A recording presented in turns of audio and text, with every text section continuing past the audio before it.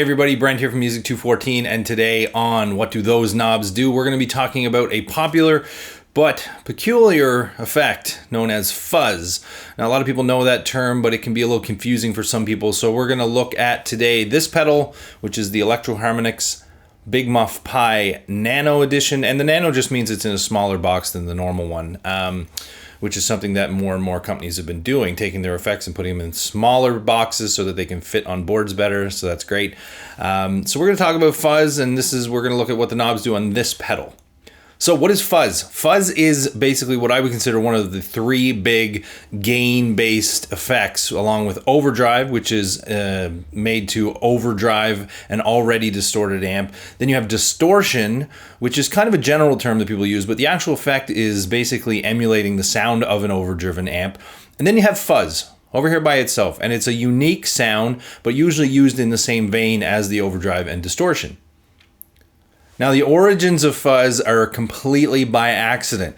Basically, in 1960, there was a recording session for the Marty Robbins song called Don't Worry. And basically, bassist Grady Martin was plugged straight into the console with his bass, ready to record, and then a transformer blew and did some damage to the circuitry in that channel that he was plugged into. When he started playing, it had a fuzzy, distorted tone, just this gnarly, raunchy sound. And basically, they went ahead and recorded it, and they kept it. Now, Marty Robbins hated the sound, didn't want it on the track, but luckily for us, somebody voted to keep it in, and that was history. Then we had the original fuzz sound on the recording. Now, the engineer on that particular recording session was Glenn Snoddy, and he was smart. He knew they were onto something. He knew this was going to be a sound that they were going to do again. So he opened up the console, had looked inside, and had a look at the wiring and what damage was done and what the circuitry was doing to create this fuzzy sound. He knew he was going to be able to either replicate it or, like he did in 1962, sell it to Gibson. And basically, Gibson took that circuitry and created the first ever fuzz pedal, the Maestro FZ1 fuzz tone, and that went on to inspire lots of other famous fuzz pedals that would go on to shape the sound of the 60s and 70s, including the original Electro-Harmonix Big Muff Pi from the 70s. So lots of players would go on to use the fuzz pedal to create their sound. Carlos Santana, David Gilmour famously used the Big Muff Pi to create a lot of his iconic tones. And then it made a resurgence in the 1990s when Billy Corgan from the Smashing Pumpkins used the Big Muff to shape the sound of the Smashing Pumpkins and a lot of that post-grunge sound from the mid to late 90s. And that became the sound again of another decade.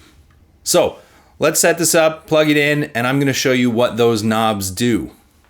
All right, so as you can see here, I have the pedal all set up. I've got it connected up here, 1/4 inch in, 1/4 inch out, and I'm running right into my interface where I have set up basically a clean old Marshall Plexi sound, and I'm using my trusty Fender Telecaster here. This particular model is a 2006 American Deluxe, and I'm on the bridge pickup. Sounds like this.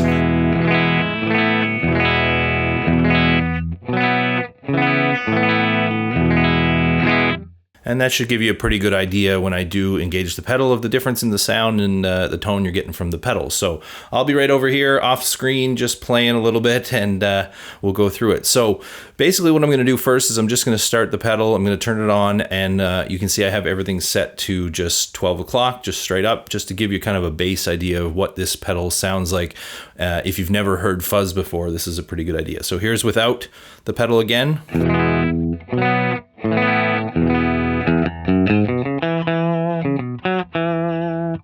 And so we'll turn it on. Here's that fuzzy sound.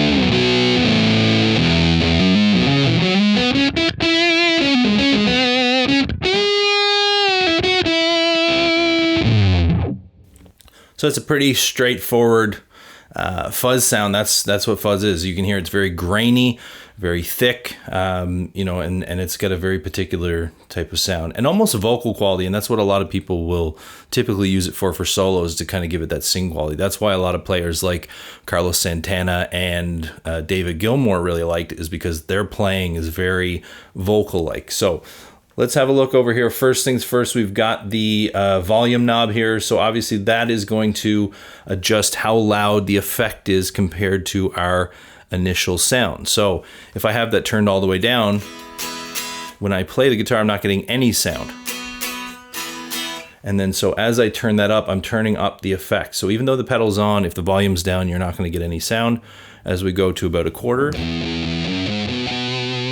and you'll hear when I turn it off, you can hear the effect is actually quieter than my initial tone.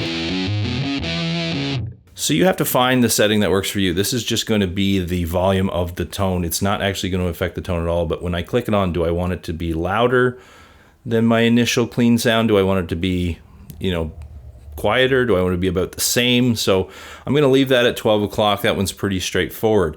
Now the next thing is over here, the sustain knob, and this can be called different things. In this case, it's sustain. It could be the amount of gain. So you're just getting more distortion, more overdrive, more sustain, more gain, whatever you want to call it. And which then, of course, with more gain actually adds to the sustain. So your notes will ring longer, but you're going to get a little less definition. It's going to get a little dirtier, a little more full sounding, and you're going to lose some of that definition, but it gets a little crazy the more that you turn it up. So let's turn it down first to hear what it is like when it's low. So here's a low.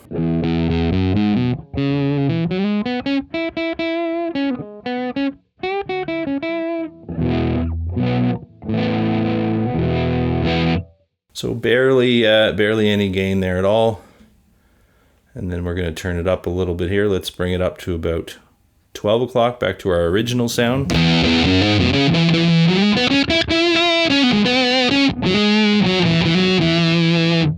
So you can hear that. Plus you get an increase in volume there too, because you are actually increasing the gain. And then as that goes up, we're going to bring the volume down a little bit to balance that out so we don't get too loud here. But when I crank this all the way up, it gets to a pretty fuzzy, noisy mess.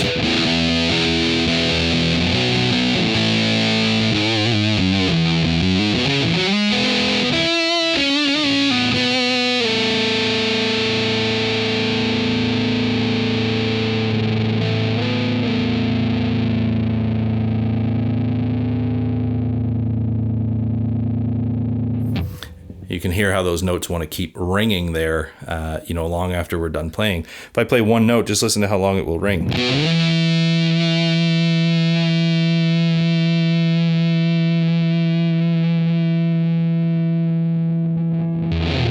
Right, so you do get that really increased sustain with that extra gain.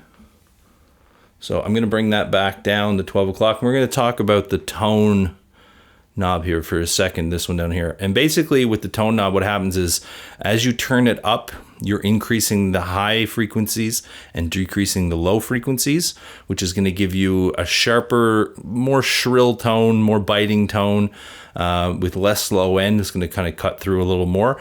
If you turn it down, the opposite will happen. You're going to boost the low end, cut the high end, and you're going to get kind of a muddier, fuller sound with less definition, less high end. So let's start with it turned all the way down. So we're going to cut the high end here.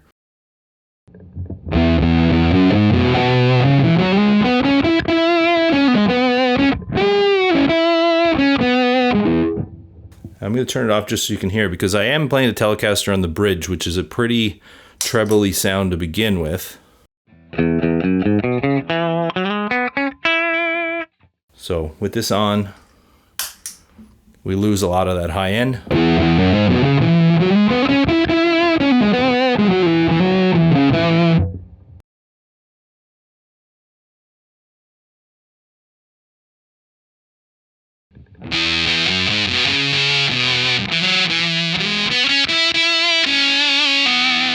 So you get a very lo-fi sounding tone there. No low end at all.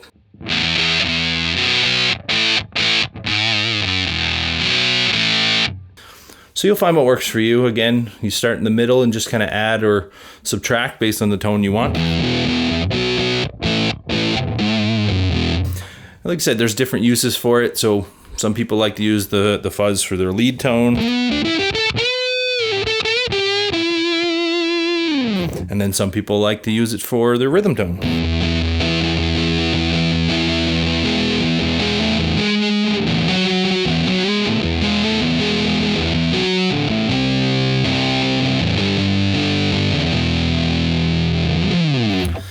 Anyway, that's what those knobs do. All right, if you enjoyed this video of What Do Those Knobs Do, make sure to like the video, subscribe to the channel. There's going to be lots more of these where we'll go through different pedals with different knobs and what those do, and I'll show you how they work. And there's going to be lots of other content. There's already lots of other videos up. So if you're looking to learn to play guitar, if you know somebody, share the videos with them, share the channel with them, like, subscribe. We appreciate your support, and we'll keep making content just for you. Cheers.